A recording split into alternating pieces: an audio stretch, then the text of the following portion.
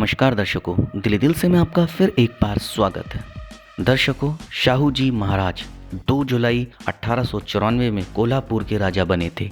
राजा बनते ही उन्होंने राज्य और समाज पर ब्राह्मणों के वर्चस्व को तोड़ने की शुरुआत कर दी।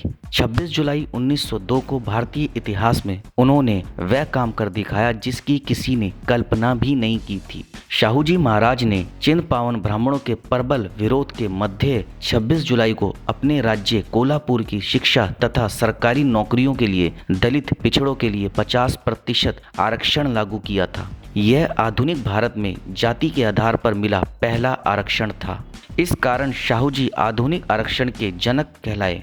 परवर्ती काल में बाबा साहब डॉक्टर अंबेडकर ने शाहू जी द्वारा लागू किए गए आरक्षण का ही विस्तार भारतीय संविधान में किया। संविधान में दलितों के लिए आरक्षण तो लागू हो गया, लेकिन ओबीसी जातियों के लिए आरक्षण भविष्य पर छोड़ दिया गया। जबकि शाहू जी ने अपने राज्य में पिछड़े और दलितों दोनों के लिए आरक्षण लागू किया था। भारत में पिछड़े या ओबीसी जातियों को आरक्षण आज़ादी के करीब 45 वर्षों बाद 16 नवंबर 1992 को मिला, यानी शाहू जी द्वारा आरक्षण लागू करने के 90 वर्ष बाद। 1894 में जब शाहू जी महाराज राजा बने थे, उस समय कोल्हापुर राज्य के अधिकांश पदों पर चिन्ह पावन ब्राह्मणों का कब्जा था।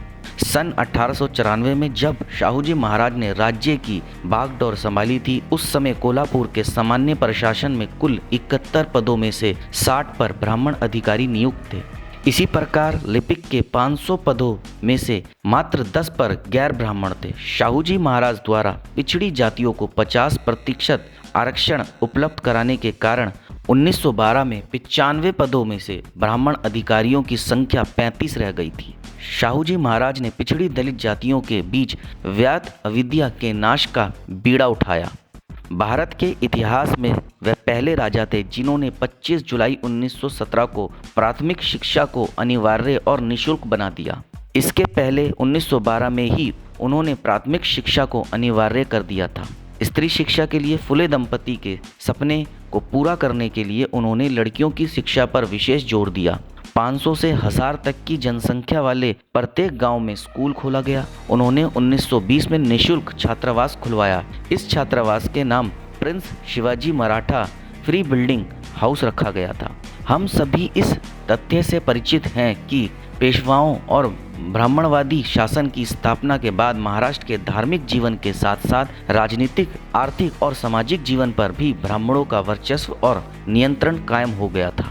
इस वर्चस्व और नियंत्रण को तोड़ने के लिए 50% आरक्षण, निःशुल्क और अनिवार्य प्राथमिक शिक्षा के साथ ही शाहू जी ने धार्मिक प्रभुत्व को भी तोड़ने का निर्णय लिया। 9 जुलाई 1917 को उन्होंने एक आदेश जारी किया कि कोल्हापुर राज्य के समस्त देवस्थानों की आय और संपत्ति पर राज्य का नियंत्रण होगा। इसके साथ ही उन्होंने मराठा पिछड़ी जाति के पुजारियों की नियुक्ति का भी आदेश जारी किया। 1920 में उन्होंने पूजा और पुरोहितों के परीक्षण के लिए विद्यालय खुलवाया। डॉक्टर अंबेडकर के हिंदू कोड बिल से तो हम सभी परिचित हैं, लेकिन 11 नवंबर 1920 को ही शाहू जी महाराज ने भी एक हिंदू कोड बिल पास किया था। यह शायद ही किसी को पता है। इस बिल के माध्यम से उन्होंने संपत्ति के उत्तराधिकार संदर्भ में मिताश्रा न्याय सिद्धांत को समाप्त कर दिया। मिताश्रा याज्ञवल्क्य स्मृति पर विज्ञानेश्वर की टीका है। इसकी मूल बात यह है कि स्त्री को संपत्ति उत्तराधिकार में नहीं मिल सकती। इस पर तरह तरह की शर्तें और प्रतिबंध लगाए गए। उन्होंने गाँवों में पुरोहितों और पुजारियों की प्रणाली को समाप्त कर दिया। अछूतों, दलितों को समाज में बराबरी का हक दिलाने के लिए, उनकी स्थिति में सुधार के लिए शाहू जी ने अन्य विशेष कदम भी उठाए। 1919 में पहले अछूत कहे जाने वाले समाज के किसी भी सदस्य का इलाज किसी अस्पताल में नहीं हो सकता था। 1919 में शाहू जी ने एक आदेश जारी किया जिसके अनुसार अछूत समाज का कोई भी व्यक्ति अस्पताल आकर सम्मानपूर्वक इलाज करा सकता है। इसके अलावा उन्होंने 1919 में ही यह आदेश भी जारी किया कि प्राइमरी स्कूल, हाई स्कूल और कॉलेजों में जाति के आधार पर छात्रों के साथ कोई भेदभाव न किया जाए।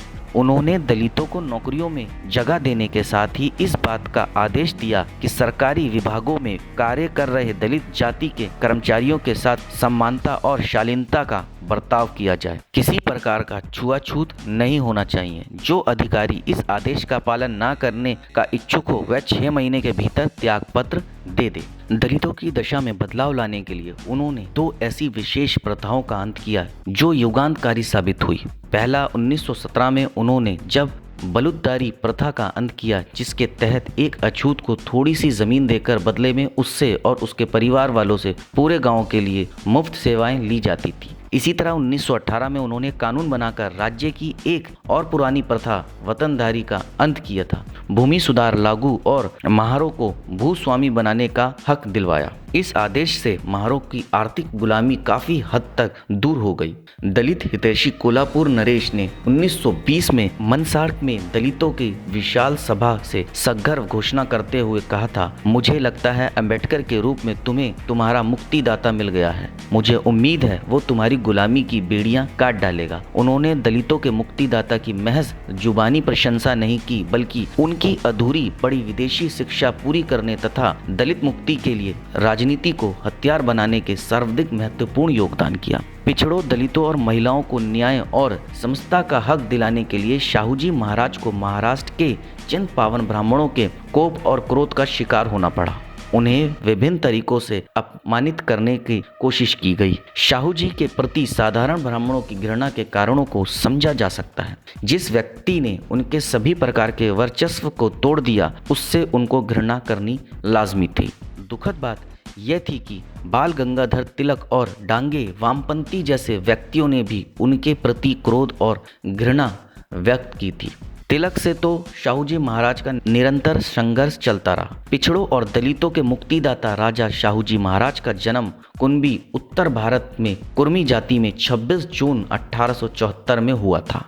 20 वर्ष की उम्र में वह 1894 कोल्हापुर राज्य के राजा बने। 26 जुलाई 1874 को कोल्हापुर राजमहल में जन्मे शाहूजी छत्रपति शिवाजी के पौत्र तथा आपा साहब घाटके कागलाकर के पुत्र थे। उनके बचपन का नाम यशवंत राव था। 3 वर्ष की उम्र में अपनी माता को खोने वाले यशवंत राव को 17 मार्च 1884 को कोल्हापुर की रानी आनंदीबाई ने गोद लिया था तथा उन्हें छत्रपति की उपाधि से विभूषित किया गया।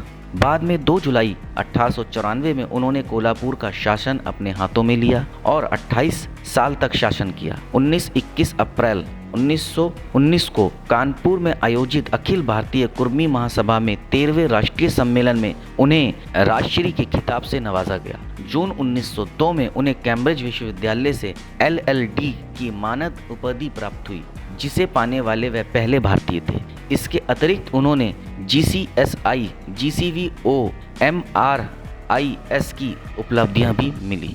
पिछड़े दलितों के अपने इस राजा का शासनकाल सिर्फ 28 वर्ष ही रहा। मात्र 48 वर्ष की उम्र में 6 मई 1922 को उनका देहांत हो गया। लेकिन जो मशाल उन्होंने फूले से प्रेरणा लेकर जलाई थी, उसकी रोशनी आज भी कायम है। तो दर्शकों, हमारे भारत के इतिहास में शाहूजी महाराज जैसे महान व्यक्ति भी थे, जिन्होंने बाबा साहब को भी प्रोत्साहित किया था दलितों के लिए बहुत कुछ करने के लिए, और काफ़ी सारे ऐसी बंदिशों से मुक्त कराने के लिए उन्होंने जो संघर्ष किया, वो उसके लिए हम उन्हें शत शत नमन करते हैं। तो दर्शकों, अब आपको बताना होगा आपको हमारी ये खबर कैसी लगी। आप हमें कमेंट के माध्यम से बता सकते हैं। आप हमारी इस खबर को ज़्यादा से ज़्यादा शेयर कीजिए, लाइक कीजिए और चैनल को सब्सक्राइब कीजिए और बेल आइकन को दबाना बिल्कुल ना भूलें, ताकि समय समय पर आपको इस प्रकार की सभी महत्वपूर्ण खबरें प्राप्त हो सके। धन्यवाद दर्शकों।